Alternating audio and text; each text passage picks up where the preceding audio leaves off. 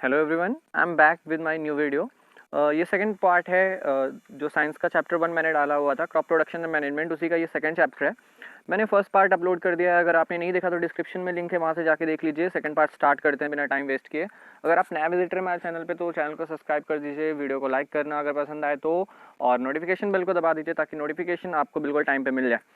There is a nursery near my school. I found that little plants were kept in small bags. Why are they kept like this? तो ये जो पहेली रहता है वो पूछता है कि मेरे बगल में एक नर्सरी है। नर्सरी मतलब पेड़ पौधों का जो पूरा शॉप होता है वो है। और ये पूछता है कि मैंने देखा है कि वो बैग्स में रखे रहते हैं। पिक्स में आप देख लीजिए कि ये जो प्लांट्स है छोटे छोटे वो बैग्स में रखे हुए हैं। तो यही पहली पूछता है, ये बैग्स में क्यों रखे जाते हैं। तो बुझो ने इसको आंसर किया कि सीड्स ऑफ अ प्लांट, जो प्लांट्स के जो छोटे छोटे प्लांट्स के सीड्स होते हैं, जैसे कि धान की खेती हो गई, उसको पहले क्या किया जाता है, उसको पहले बैग्स में रखकर या छोटे खेतों में रखकर उसको थोड़ा बड़ा किया जाता है। फिर जाके उसको ट्रांसप्लांट कर दिया जाता है बड़े खेतों में बड़े पैमाने पे, ताकि जाके वो तब पैदा हो। An appropriate distance between the seeds is important to avoid overcrowding of plants. This allows plants to get sufficient sunlight, nutrients and water from the soil. Sometimes a few plants have to be removed to prevent overcrowding. An appropriate distance मतलब कि दो पौधों के बीच में, दो तीन पौधों के बीच में एक उचित दूरी रखना बहुत ज़रूरी है, क्योंकि अगर बहुत सारे पौधे एक ही जगह पे हो जाएंगे तो उनके बीच में कंपटीशन हो जाएगा। किस चीज़ के लिए कंपटीशन हो जाएगा? सनलाइट, न्यूट्रिएंट्स, वाटर, जो कि उन्हें मिट्टी से मिलता है, उसके लिए उन्हें कंपटीशन हो जाएगा अगल बगल रहेंगे तो वो, जिनसे क्या होगा, उनके ग्रोथ में इफेक्ट होगा। तो इसलिए ये ज़रूरी है कि दो पौधों के बीच में उचित दूरी हम बना के रखें। समटाइम्स क्या होता है कि कुछ पौधों को निकालना भी पड़ता है, क्योंकि बहुत ज़्यादा घना ना हो जाए, बहुत ज़्यादा कंपटीशन ना हो जाए दो पौधों के बीच में, इसलिए कभी कभी पौधों को निकालना भी पड़ जाता है। अगला पॉइंट देखते हैं, एडिंग मैन्योर एंड फर्टिलाइजर्स, खाद और जो उर्वरक होते हैं, जैसे जो फर्टिलाइजर्स होते हैं, उनकी मिक्सिंग सॉइल में करनी पड़ती है ताकि जो सॉइल की फर्टिलिटी है वो बढ़ जाए। The substances which are added to the soil in the form of nutrients for the healthy growth of plants are called manure and fertilisers. तो ये बहुत ही इंपॉर्टेंट डिफिनीशन है। मैन्योर और फर्टिलाइजर्स क्या होते हैं आप जान लीजिए। ये वो सब्सटेंसेस होते हैं जिनको मिट्टी में मिलाया जाता है ताकि प्लांट्स के, पौधों के हेल्थी ग्रोथ के लिए न्यूट्रिएंट्स मिल सकें। वो न्यूट्रिएंट्स के फॉर्म में होते हैं। तो मैन्योर और फर्टिलाइजर मैं आपको अंडरलाइन करके बता देता हूँ, ये इनकी एग्जैक्ट डिफिनीशन है। ये वो सब्सटेंसेस होते हैं जो कि मिट्टी में मिलाए जाते हैं न्यूट्रिएंट्स की फॉर्म में, ताकि पौधों को अच्छे से ग्रोथ हो सके। पहली ने पूछा कि मैंने एक हेल्दी क्रॉप देखा है एक फार्म में बढ़ते हुए, लेकिन वहीं बगल में मैंने देखा है कि एक पौधा है जो कि नहीं बढ़ पा रहा है। तो क्यों ऐसा होता है कि एक पौधा जो कि सेम सीड है, सेम वेराइटी ऑफ सीड है, वो नहीं उग पा रहा है, दूसरा उसी जगह उग रहा है? तो इसमें क्या है, ये क्यों ऐसा होता है? तो इसका आंसर हम दे देते हैं कि soil supplies mineral nutrients to the crop. Soil क्या करता है, मिट्टी क्या करता है, मिनरल न्यूट्रिएंट्स पौधों को प्रोवाइड करता है। These nutrients are essential for the growth of plants. ये जो न्यूट्रिएंट्स होते हैं वो पौधों के बढ़ने के लिए बहुत जरूरी होते हैं। इन सर्टेन एरियाज, कुछ एरियाज में जो फार्मर होते हैं वो क्या करते हैं, grow crop after crop in the same field. वो एक फसल के बाद फिर दूसरा फसल, फिर तीसरा फसल, मतलब कि समय नहीं देते, वो तुरंत उसी खेत पे वो एक फसल से फिर दूसरा फसल फिर तीसरा फसल उगाते जाते हैं। जिससे क्या होता है कि अगर खेत छूटा नहीं रहेगा कुछ दिनों के लिए, तो उसके जो न्यूट्रिएंट्स हैं वो पौधों को बार बार मिलने की वजह से मिट्टी से न्यूट्रिएंट्स खत्म हो जाएंगे। इसकी वजह से अगर हम बहुत ज़्यादा खेती उस खेत में करेंगे तो जो दो तीन फसल के बाद जो चौथी फसल होगी, पांचवी फसल होगी, वो खराब होने लगेगी, क्योंकि उसे न्यूट्रिएंट्स मिल नहीं पाएंगे। वही जो मैंने अभी बताया वो यहाँ पे वही लिखा गया है कि continuous growing of crops makes the soil poorer in certain nutrients. मतलब कि लगातार खेती की वजह से मिट्टियों में जो न्यूट्रिएंट्स होता है वो खत्म हो जाता है। देयरफॉर इसलिए farmers have to add manure to the fields to replenish the soil with nutrients. इसलिए फार्मर्स, किसान क्या करते हैं, वो खाद मिलाते हैं मिट्टी में, ताकि उन्हें फिर से न्यूट्रिएंट्स रिच बनाया जा सके, फिर से उसमें न्यूट्रिएंट्स मिलाया जा सके। इस प्रोसेस को हम मैन्योरिंग कहते हैं। और इम्प्रॉपर और insufficient manuring results in a weak plants. अगर अच्छे से खाद ना दिया जाए, अगर पर्याप्त मात्रा में खाद ना दिया जाए, तो इससे सीधा हमें इफेक्ट पड़ेगा पौधों पे कि पौधों का जो ग्रोथ होगा वो बहुत कम होगा, उनका विकास बहुत कम होगा। Manure is an organic substance obtained from the decomposition of plant और एनिमल वेस्टेज। मैं आपको बता दूं, मैन्योर और फर्टिलाइजर्स दो अलग अलग चीज़ें होती हैं। मैन्योर क्या होता है? मैन्योर एक जैविक खाद होते हैं, मतलब कि जो हमारे घरों में जो काऊ डंग हो गए या जो डेड प्लांट्स हो गए, डेड ऑर्गेनिजम्स हो गए, उनके सड़न से जो चीज़ें बनाई जाती, मतलब कि जो खाद पैदा होता है उसे हम मैन्योर कहते हैं। ठीक है, ये मैन्योर का डिफिनीशन यहाँ पे दिया गया है कि manure is an organic substance obtained from the decomposition of plant और एनिमल वेस्टेज। वही मैंने जो आपको समझाया कि जो काऊ डंग हो गए या एनिमल के जो वेस्टेज हो गए या जो डेड प्लांट्स हो गए, उनसे मैन्योर डिकम्पोज करके पैदा किया जाता है, मतलब कि बनाया जाता है। Farmers dump plant and animal waste in pits as open places and allow it to decompose. जो किसान होते हैं वो क्या करते हैं, वो खाद बनाने के लिए जो पौधे हो, जो मतलब कि डेड प्लांट्स हो गए और जो हमारे जानवरों के वेस्ट जैसे कि काऊ डंग हो गया, उसको एक पिट में, एक गड्ढे में बहुत दिनों के लिए डाल देते हैं ताकि वो सड़ जाए और एक खाद के रूप में उभर कर आए। और the decomposition is caused by some micro organisms. और ये सड़न किससे होती है, ये खाद किससे बनता है? ये कुछ छोटे छोटे माइक्रो ऑर्गेनिज्म से बनता है, जैसे कि अर्थवॉर्म हो गया। ठीक है, तो ये फार्मर के फ्रेंड कहे जाते हैं क्योंकि ये खाद बनाते हैं। The decompose matter is use as organic manure. और यही जो डिकम्पोज मैटर, यही जो सड़ी हुई जो चीज़ें हैं, ये ऑर्गेनिक जैविक खाद के रूप में हम प्रयोग करते हैं। हमने बहुत पहले अपने क्लास 6 में वर्मी कंपोस्टिंग भी पढ़ा है। वर्मी कंपोस्टिंग अगर आप नहीं जानते तो जान लीजिए। वर्मी कंपोस्टिंग क्या होती है कि अर्थवॉर्म द्वारा मिट्टी को न्यूट्रिएंट्स प्रोवाइड किया जाता है। वर्मी कंपोस्टिंग की पूरी डिफिनीशन मैं यहाँ पे दे रहा हूँ, आप अच्छे से समझ जाएंगे कि वर्मी कंपोस्टिंग है क्या। इसमें ज़्यादा डिटेल में हम नहीं जाएंगे क्योंकि इस चैप्टर में वर्मी कंपोस्टिंग है नहीं। तो वर्मी कंपोस्टिंग बहुत ही छोटी टॉपिक होती है, आप जान लीजिए। एक अर्थवॉर्म से क्या होता है, अर्थवॉर्म जो मिट्टी को डिकम्पोज करते हैं, जो न्यूट्रिएंट रिच बनाते हैं, उसी को वर्मी कंपोस्टिंग हम कहते हैं। तो चलिए आगे बढ़ते हैं। एक एक्टिविटी है इसमें कि हम या मूंग ले लें या कोई चने का एक बीज ले लें और उसको क्या करें, हम उसको जर्मिनेट करें, मतलब उगाएं। और हमें क्या करना है, select 3 equal size seedlings out of these. हम उसे थोड़ा जमा लें और जब ये उग जाए तो इसको क्या करें, तीन इक्वल, मतलब कि 3 इक्वल साइज के जो चने या मूंग के जो बीज है, उसको हम ABC 3 ग्लास में रख दें। और रखने के बाद क्या करें, हम उसमें मिट्टी मिला दें, उचित मात्रा में मिट्टी, मतलब समान मात्रा में मिट्टी मिला दें। और मिट्टी मिलाने के बाद हम एक में, मतलब बीकर A में हम खाद, जो जैविक खाद हमारे घरों में होती है, उसको मिलाएं।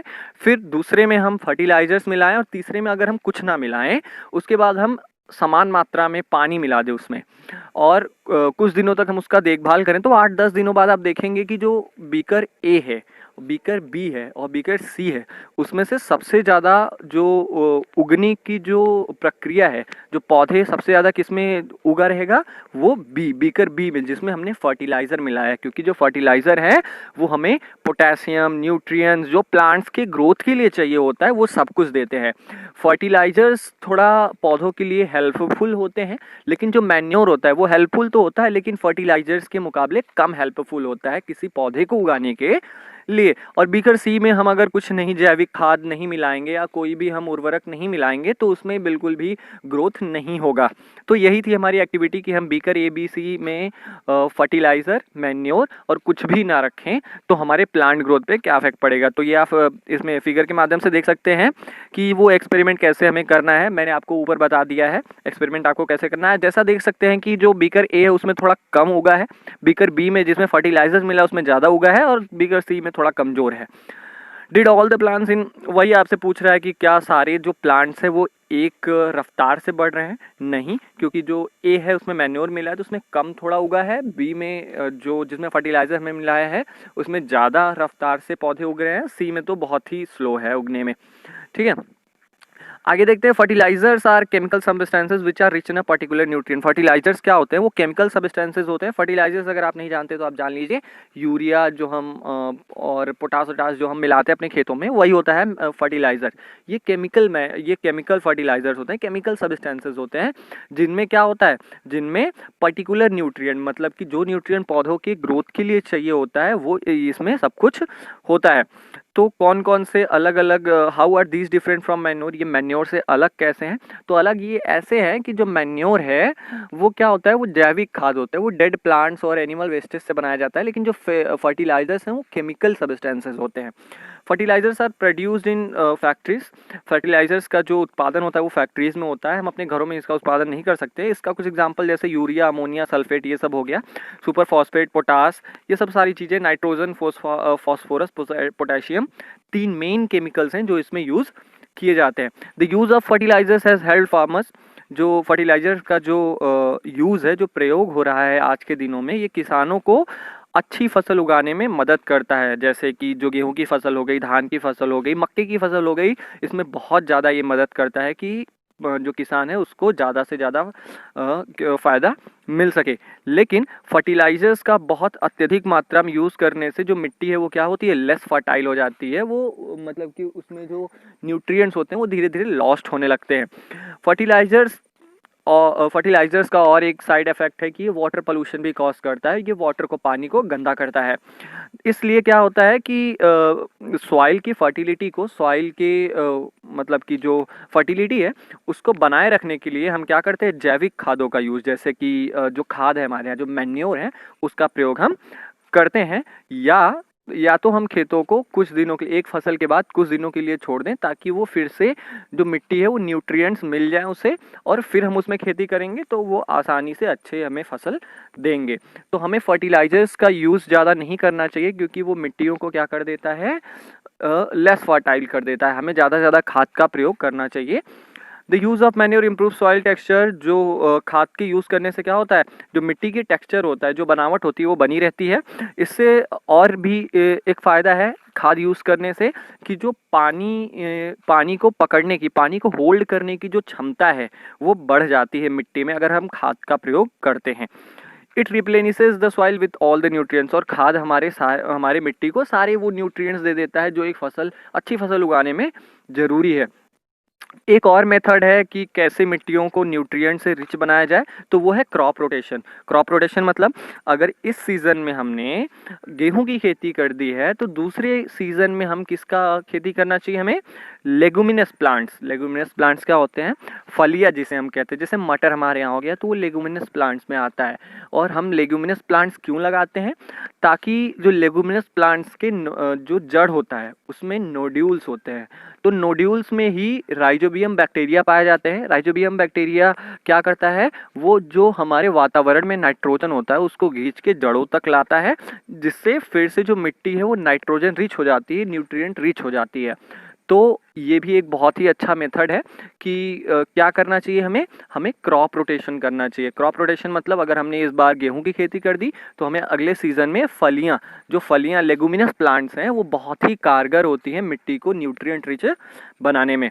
तो यही है, यहाँ पे इस पैराग्राफ में यही समझाया गया है कि another method of replacing the soil with nutrients is through crop rotation. मतलब कि क्रॉप रोटेशन से भी हम जो मिट्टी की जो उगने की क्षमता है उसको बढ़ा सकते हैं। ये कैसे किया जाता है, ये ऐसे किया जाता है कि अगर हम इस सीज़न में कोई दूसरा क्रॉप उगाएं और दूसरे सीज़न में हम कुछ दूसरे वेराइटी का क्रॉप उगा दें। पहले जो नॉर्थन इंडिया के किसान होते थे वो क्या करते थे, वो लेग्यूम्स, जो मैंने आपको बताया, मटर, फलिया, इन प्लांट्स का प्रयोग, इन प्लांट्स को उगाते थे अपने खेतों में, जो कि उनको क्या करता था, उनकी मिट्टी को न्यूट्रिएंट रिच बना देता था। और फार्मर्स को ये बढ़ावा भी दिया जाता था कि वो एक सीज़न में लेगुमिनस प्लांट्स का यूज़ करें और दूसरे सीज़न में वो वीट, पैडी जैसे फसल को उगाएं। हमने प्रीवियस क्लासेस में राइजोबियम बैक्टीरिया के बारे में हम पढ़ चुके हैं। राइजोबियम बैक्टीरिया के बारे में आपको फिर से बता दूं, राइजोबियम बैक्टीरिया लेगुमिनस प्लांट्स के रूट्स में जो कि नोड्यूल्स में पाए जाते हैं, और इनका काम क्या होता है, ये जो वातावरण के, जो हमारे एटमॉस्फेयर में जो नाइट्रोजन है उसको एब्जॉर्ब करते हैं और सॉइल को न्यूट्रिएंट रिच बनाते हैं। आगे देख लेते हैं difference between fertilisers and manure. Manure और फर्टिलाइजर में क्या फ़र्क होता है आप देख सकते हैं। मैंने आपको पहले भी बता दिया था कि फर्टिलाइजर केमिकल सब्सटेंस है जो कि फैक्ट्रियों में बनाए जाते हैं, और जो खाद होते हैं वो हमारे घरों बनाए जाते हैं एनिमल वेस्ट से, प्लांट डेड प्लांट्स के वेस्ट, डेड प्लांट से बनाए जाते हैं। तो हम देख लेते हैं कि करके एक एक पॉइंट। फर्टिलाइजर्स जैविक जो होते हैं, जैविक खाद होते हैं जो कि सब मतलब केमिकल सब्सटेंस से बनते हैं। लेकिन वही मैन्योर क्या होता है, manure is a natural substance. Manure एक प्राकृतिक सब्सटेंस है जो कि किससे मिलता है हमें, जो हमारे काऊ डंग्स होते हैं, जो हमारे जानवर के वेस्टेज होते हैं, और डेड प्लांट्स होते हैं जो ह्यूमन वेस्ट होते हैं, उनसे हमसे मिलते हैं। दूसरा पॉइंट है कि फर्टिलाइजर्स को फैक्ट्रीज में बनाया जाता है, वहीं खाद को हम अपने खेतों में बनाते हैं। तीसरा पॉइंट है कि जो फर्टिलाइजर होता है वो मिट्टी में बिल्कुल भी ह्यूमस नहीं देता। ह्यूमस क्या होता है, ह्यूमस होता है कि जो डेड प्लांट्स और उनसे डेड प्लांट्स और काऊ वेस्टेज या एनिमल वेस्टेज से जो मिट्टी को न्यूट्रिएंट मिलता है उसी को हम ह्यूमस कहते हैं। तो फर्टिलाइजर बिल्कुल भी मिट्टी को न्यूट्रिएंट प्रोवाइड नहीं करता, लेकिन वहीं मैन्योर बहुत ज़्यादा न्यूट्रिएंट प्रोवाइड करता है एक मिट्टी को। तो चौथा देख लेते हैं, fertilisers are very rich in plant nutrient. जो फर्टिलाइजर्स होते हैं, फर्टिलाइजर्स का केवल एक ही एडवांटेज है कि ये नाइट्रोजन, फास्फोरस और पोटेशियम में रिच होते हैं। मतलब कि ये प्लांट के ग्रोथ के लिए जो चीज़ें चाहिए होती हैं वो इनमें भरपूर होता है, जिससे हम पौधों का जो ग्रोथ है वो बहुत हाई मात्रा में, बहुत ही भारी मात्रा में कर सकते हैं। लेकिन वहीं मैन्योर देखें तो वो फर्टिलाइजर से कम है थोड़ा, मतलब कि पौधों के ग्रोथ में ये थोड़ा कम हेल्प करता है, लेकिन ये मिट्टी के फर्टिलिटी को बनाए रखता है। आगे देख लेते हैं एडवांटेज ऑफ मैन्योर। खाद की कौन कौन सी विशेषताएं हैं, कौन कौन सा हमें लाभ मिलता है खाद का प्रयोग करने से। तो the organic manure is considered better than fertilisers. जो हमारे जैविक खाद होते हैं वो फर्टिलाइजर्स से अच्छे माने जाते हैं। क्यों माने जाते हैं, क्योंकि ये पानी को होल्ड करने की क्षमता है वो मिट्टी में बढ़ाते हैं। अगर पानी हमारी मिट्टी में रुकेगा तो उतना ही हमारा जो पौधा होगा वो अच्छा होगा। It makes the soil porous.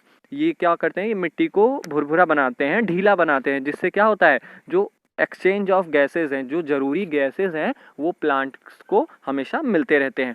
तीसरा, ये क्या करता है, ये जो फ्रेंडली माइक्रोब्स हैं जो कि किसान के दोस्त कहे जाते हैं, जैसे कि अर्थवार्म, इनकी जो नंबर है, इनकी जो संख्या है वो मिट्टी में बढ़ा देता है अगर हम मैन्योर खाद का प्रयोग करें। और ये it improves the texture of the soil, ये हमारे मिट्टी के ढांचे को भी इम्प्रूव करता है। तो ये पार्ट यहाँ पे ख़त्म होता है। अगले पार्ट में हम आगे पढ़ेंगे कि इरिगेशन और भी बाकी पार्ट्स पढ़ेंगे, प्रोसेस ऑफ एग्रीकल्चर प्रोसेसेस पढ़ेंगे हम आगे पूरे पार्ट में।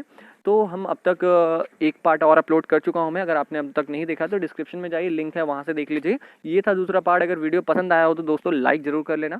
मिलते हैं अपने अगली वीडियो में, तब तक के लिए जय हिंद।